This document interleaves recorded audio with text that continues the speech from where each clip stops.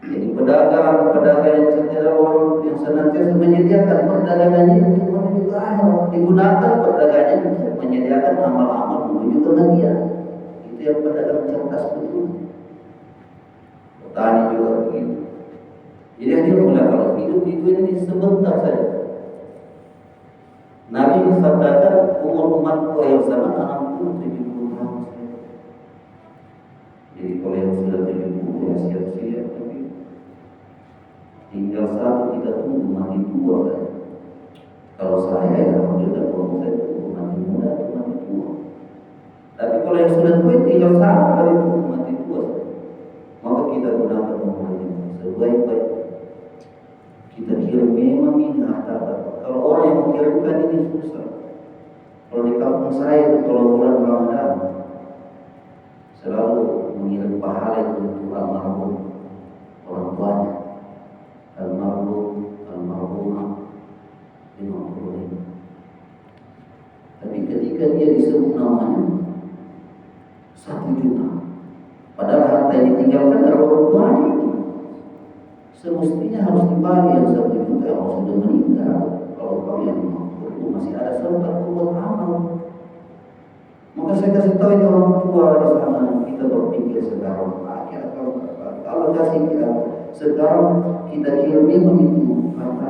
Kalau orang yang mengirimkan itu sedikit mengirim itu pun kalau dia kirim, maka kita berpikir sekarang kirim harta sekarang itu akan dijawab Allah Subhanahu wa Ta'ala. Kalau orang mengirimkan kita ini bisa-bisa tidak nak kirim, itu pun kalau dikirim hanya sedikit. Maka kita bagaimana harta kita berguna di akhirat, kita kirim sekarang. Kata ulama, jangankan orang masuk neraka, orang masuk surga menyesal. Orang ahli surga saja menyesal. Saudara, waktu saya di dunia tidak sebenarnya berzikir kepada Allah Subhanahu wa Ta'ala. Ini yang sudah di surga itu menyesal, apalagi yang sudah yang memang di neraka. Maka ada beberapa hidup yang singkat di dunia menentukan kehidupan nanti di akhirat. Kehidupan yang sangat singkat inilah yang menentukan nanti kehidupan kita di akhirat. Maka dia dimuliakan Allah Subhanahu wa Ta'ala. Bila maksud diadakan pertemuan umat Islam supaya kita tahu apa maksud hidup kita ini sebenarnya.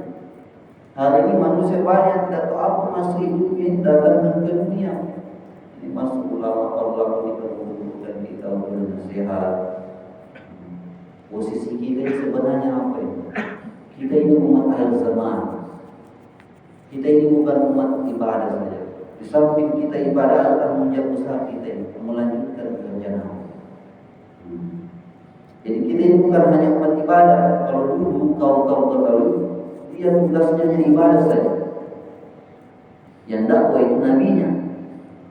Sekarang kita ini beruntung sedang dijadikan anugerah yang besar dijadikan kita umat begini Nabi sallallahu alaihi wasallam. Yang mana kerja nabinya diberikan kepada umatnya. Inilah yang memuliakan kita. Ini harus kita pahami baik-baik. Bahwa kita ini umat terbaik karena adanya tanggung jawab dakwah.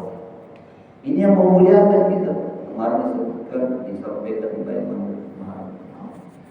Jadi kalau kita mengandalkan ibadah kita, jauh kita tertinggal dari ibadahnya kaum-kaum terdahulu. Mengandalkan sholat batu, mereka itu tempat cekum batunya, tempat sikirnya kalau dalam gua mengeluarkan cahaya. Sikirnya dari Jumat ini sampai Jumat depan kalau selesai.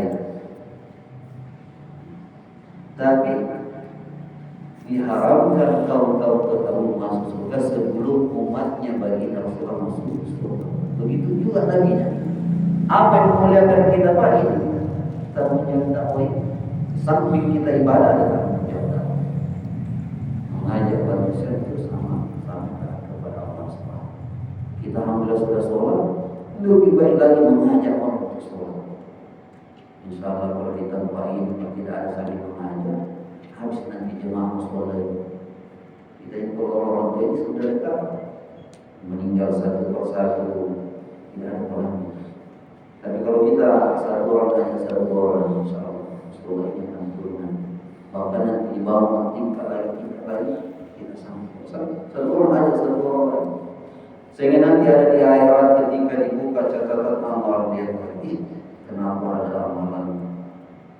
haji saya, pahala haji saya, kenapa ada hafalan Al-Quran? Saya tidak pernah hafal Quran, saya tidak pernah naik haji. Ternyata ada orang diajak datang ke masjid, kemudian dia butuh-butuh hijrah dia. Dia gunakan hartanya naik haji, dia masukkan hanya di pondok pesantren. Asbab diajak satu orang, maka pahalanya sampai dia meninggal pahalanya mengatur. Tapi kalau ibadah apa? Meninggal kita selesai, tertutup catatan amal.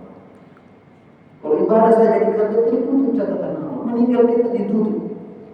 Tapi kalau dakwah sampai mati kita ada orang kita ajak, dia buat kebaikan maka akan mengalir nanti ke catatan amal kita. Nah ini keuntungan kita buat dakwah. Maka dia mengatakan ini masuk kita dalam rombongan mengajak supaya kita bagaimana nanti tidak rombongan juga masuk surga nanti. Hidayah itu masuk surga sendirian, tak ada itu. Dikasih ke Lampung, tapi sendiri kita tinggal. Apa enaknya kalau sendiri di Lampung saja? Sendiri saja, kasih ke Lampung ini begitu terus tapi sendiri. Tidak ada enaknya. Bagusnya kalau di Lampung dikasih sama-sama. Begitu juga di surga kita sendiri tidak ada enaknya. Maka kita mau masuk surga itu rombongan nanti, jamaah mau masuk surga. Nah ini masuk kita datang saling mengajar, bukan datang menggurui, bukan datang ajak kepada satu aliran, bukan. Tapi semua dalam lapisan masyarakat, lapisan semua ada pada usaha dakwah. Maka dia Allah Subhanahu wa taala, insyaallah jadi kami sudah datang jauh-jauh dari Makassar, tujuannya untuk menghadiri pertemuan nanti di Kota Malang, di Jatiagung, dalam di sana masjid Al-Hijrah. Insyaallah akan dibuat pertemuan ini tadi kabar Indonesia Bogor tanggal 28 sampai 30. Kita akan adakan nanti di sana Jumat bersama. Mudah-mudahan Allah izinkan ini Pak Menteri Agama yang jadi wali nanti. Kita itu langsung bisa kasih nasihat para ulama. Kita bukan mendengarkan memandang wajah ulama sudah dapat pahala. Ini ulama yang datang itu bukan Indonesia, Pak. Seluruh negara mancanegara. Kita akan lihat nanti ada yang hitam, ada yang putih. Bukan hitam seperti kita, tapi mau hitam putih.